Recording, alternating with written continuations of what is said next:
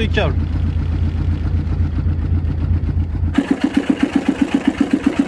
Presque pas de vibration.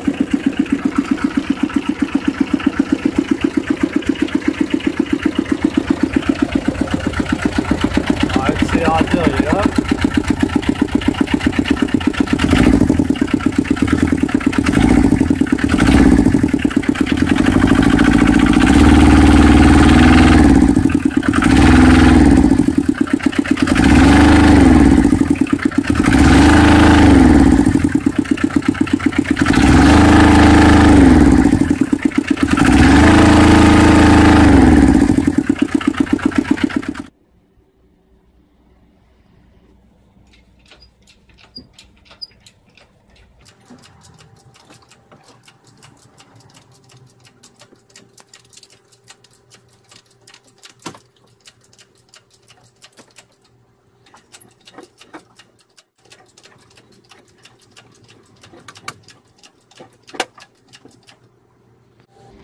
Voilà, j'ai sorti le petit moulin à café.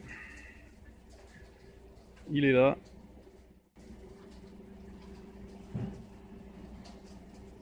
Ça me laisse plus de place pour pouvoir travailler tranquillement.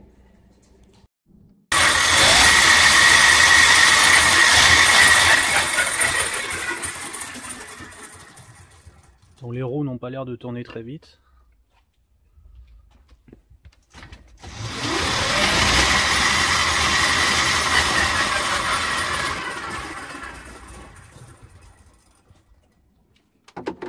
On va essayer de faire une mesure de vitesse. Alors, en 667 tours, c'est une erreur de lecture. J'ai mesuré dans les 640-650 tours minutes sur la roue. Donc c'est à peu près équivalent à ce que j'avais sur le... Comment dire? Avec le moteur thermique. Donc maintenant il n'y a plus qu'à tout fixer correctement, tout bien ranger pour faire un test en réel. Bon, en plus le moteur a priori il n'est pas très bien fixé, donc la chaîne s'est détendue. Mais sinon ça a l'air de fonctionner. Vas-y, je vais... Là c'est ça. On va essayer. Ah voilà, ça c'est barré. Ouais. C'est dévissé. En tout cas, pour l'alimentation de l'induit, j'ai utilisé aussi un bouton poussoir. Donc là, je l'ai mis pour qu'il soit calé contre la pédale d'accélérateur. Donc quand on accélère, voilà, on déclenche le bouton. Donc là, il n'y a pas de jus. Là, il y a du jus sur l'induit. C'est voilà, c'est juste un contact on-off pour alimenter l'induit. Je veux pas l'alimenter en permanence parce que je balance quand même plus de 30 volts sur l'induit. Donc dès que je relâche la pédale, je coupe l'alimentation pour éviter que ça surchauffe pour rien.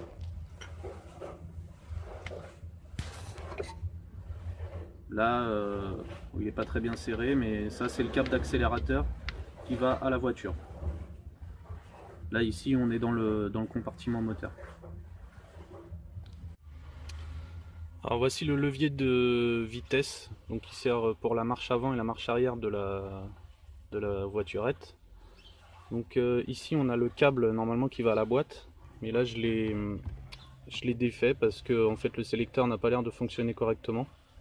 Les vitesses sont trop dures à passer. Donc vu que c'est un moteur électrique, je l'ai branché pour qu'il tourne dans le sens pour que la voiture avance. Et j'ai branché un bouton poussoir qui servira à enclencher la marche arrière. Donc en fait je me suis servi du sélecteur. Quand je le bascule en arrière, ça vient appuyer sur le bouton. Voilà, tout simplement.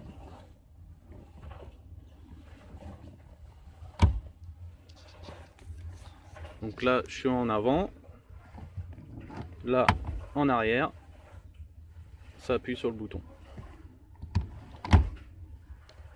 Là je l'ai remis en avant.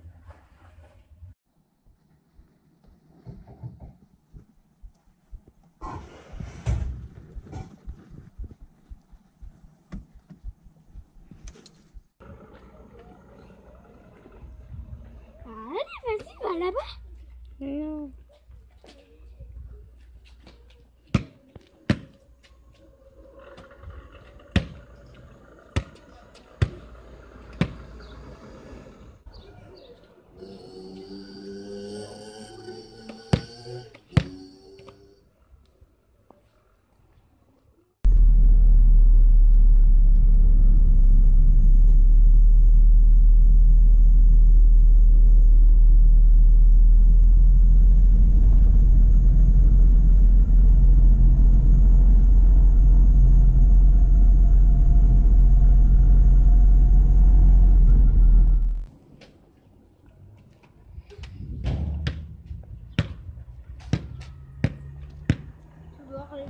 Papa, quel enfant?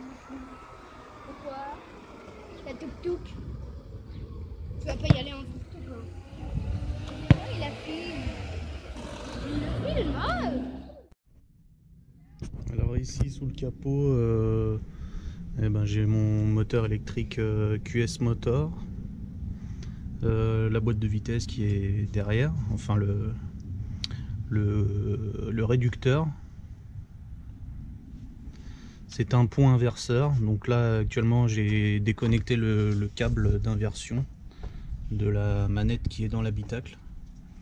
Je l'ai laissé en marche avant, parce qu'en marche arrière ça craque, les pignons n'accrochent pas. Donc là pour le moteur j'utilise un pignon 22 dents, et sur l'arbre d'entrée du réducteur j'ai le même pignon en 22 dents. Donc c'est des dents de 8 mm d'espacement. La courroie c'est une courroie 656 mm. Donc la fixation du moteur, j'ai une barre à l'arrière du moteur entre le haut et la boîte de vitesse. Une fixation en bas du moteur. Et j'ai une autre fixation qui est réglable sur l'avant avec une tige filetée. Et ici une barre de maintien qu'il va falloir que je renforce. Donc là actuellement quand je tends la barre, quand je tends la courroie, la barre ici est en appui contre le support de batterie. Le support de batterie il est fixé des deux côtés sur le châssis. Donc là j'ai posé comme ça provisoirement un contrôleur 1500 watts que je me servais sur mon karting. Donc c'est un contrôleur 48 volts 1500 watts. On peut l'alimenter en 72 volts. Ici j'ai le module pour le wattmètre. Là c'est les différents relais qui permettent de couper le contrôleur, l'induit et compagnie que j'avais installé à l'époque de l'alternateur. La batterie 12 volts. Là c'est le câble de charge des panneaux solaires. Ici on voit le petit contrôleur qui servait pour la régulation de l'induit de mon alternateur. Je ne l'ai pas encore enlevé, je me dis que je peux m'en servir encore pour autre chose, mais bon, pour l'instant je vois pas à quoi il peut servir.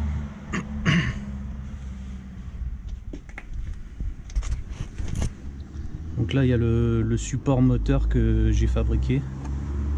Donc il sert surtout à tenir la boîte de vitesse. Comme il n'y a plus le moteur thermique qui venait se loger ici avant, donc j'ai fabriqué un cube de la même dimension que le carter du moteur thermique. Donc ici le support avant qui est sur caoutchouc.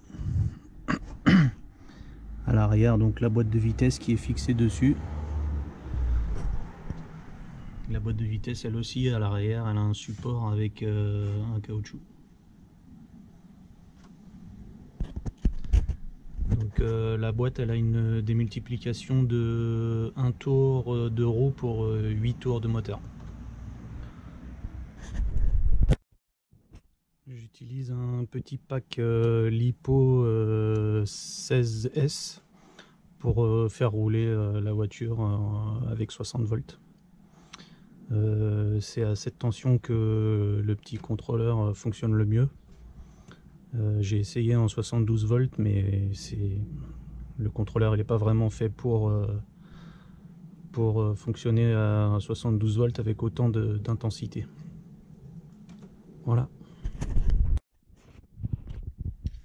Alors bien sûr, quand j'aurai le gros contrôleur, eh ben je mettrai mes packs de batterie ici, donc ça occupera toute la place, et le contrôleur sera fixé proprement à un autre endroit. Pour l'instant, j'ai pas encore réfléchi à quel endroit j'allais le mettre, mais bon, là j'ai fait ça vraiment juste pour tester le moteur, et en même temps ça me permet de régler la tension de la courroie et de voir si mon montage est solide. Je pense que je vais enlever ce système de tension de la courroie qui ne sert plus à rien pour faire vraiment quelque chose de fixe. Et j'utiliserai donc un galet tendeur pour mettre en dessous, éventuellement s'il y a besoin de retendre la courroie avec l'usure.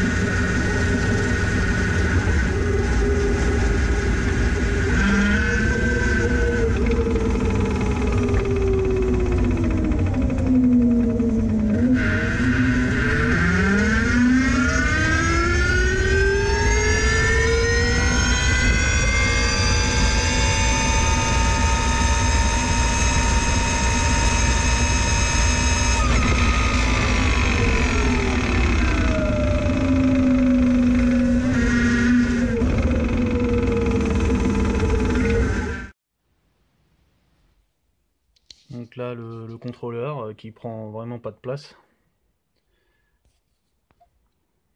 J'ai mis une platine en plexiglas, j'ai mis 2 épaisseurs pour faire un bornier pour les phases. Et là, donc là le relais 12 volts pour la puissance du contrôleur. Donc j'ai juste coupé le plus, le moins est raccordé directement à la batterie. Donc là actuellement ma batterie elle est par terre. C'est juste pour faire un test quoi.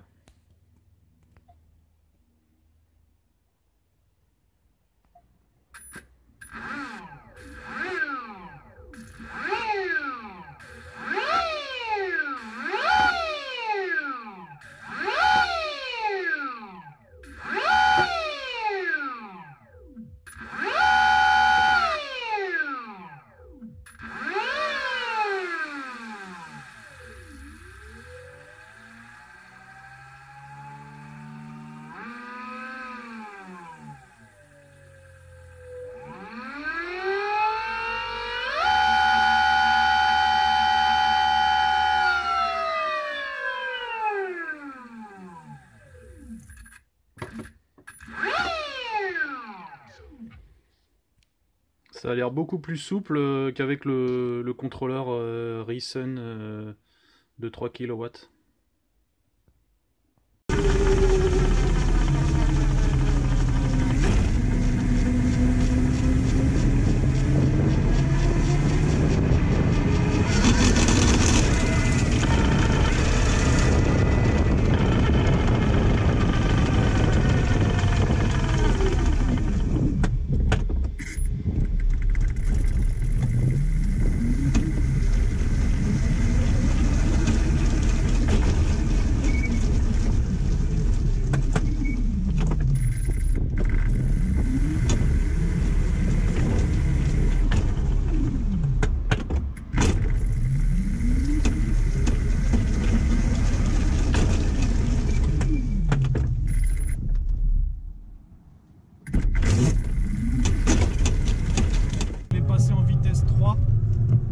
J'ai tout réglé au maximum.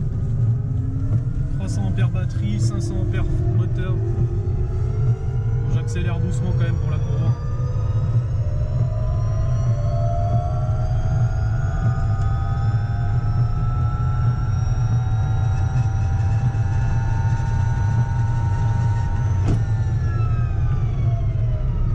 Ampères, 80 km/h au compteur de la voiture.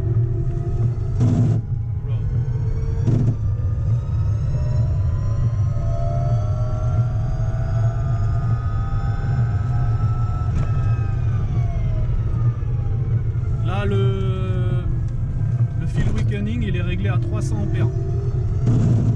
C'est les réglages que Vasily m'a recommandé.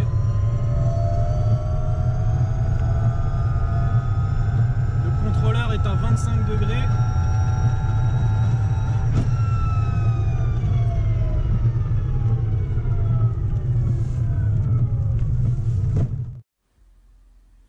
Alors voilà les nouvelles poulies pour le moteur. Donc c'est sur le moteur une poulie 48 dents. La même chose sur le réducteur, sur le pont réducteur. Donc je voulais vous montrer aussi, j'ai ajouté ici une vis pour tendre, comment dire, pour tendre la courroie. Bon, on a un petit peu du mal à voir là. Donc c'est cette vis de réglage là.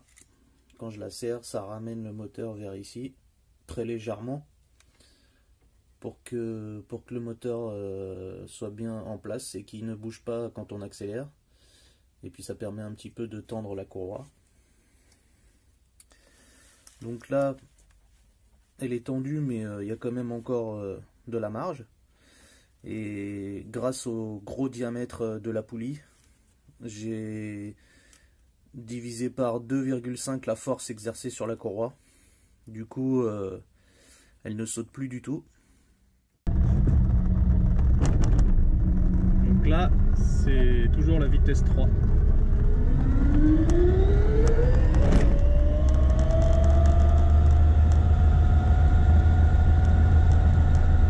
compteur réel, je suis à 55 km/h, 54.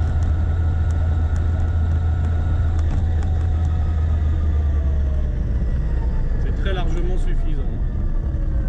Et alors l'accélération, elle est géniale. Là la route elle est un peu mouillée, ça patine pas quand j'accélère, mais c'est à la limite.